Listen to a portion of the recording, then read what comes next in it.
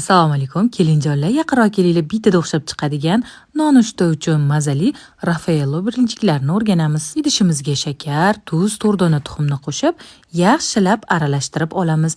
Bir xil bo'lgach, kalliqdan sifatli va mazali sutdan foydalanamiz.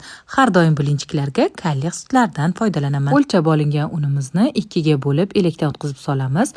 Unni yaxshilab aralashtirib bo'lgandan so'ng qaynoqqina suv hamda o'simlik yog'ini solib, yana bir marta aralashtiramiz. Qizib turgan tovamizga bilinchki xamiridan quyamiz va osongina pishirib olamiz. Tovaga hech ham yopishmaydi. Hammasi bir xilda, xuddi shunaqa teshikchali, yumshoqqina bilinchik hosil bo'ladi. Bilinchiklaringiz o'xshab chiqishi uchun albatta tovani yaxshilab qizdiring. Endi krem uchun kalliqdan mazali krem chiz hamda quyultirilgan sut, kokos qirindisini solib yaxshilab aralashtirib olamiz. Bilinchiklarimiz ustiga xohishga ko'ra kam yoki ko'p qilib surib, xuddi ko'rsatilgandek qilib o'rab chiqamiz. Hamma bilinchiklarimizni bir xilda qilib o'rab olganimizdan so'ng likopchaga solamiz va ustidan quyultirilgan sut quyamiz yoki oq shokoladni eritib qo'ysangiz ham bo'ladi. Ozgina kokos qirindisi sepib, dasturxonga tortamiz.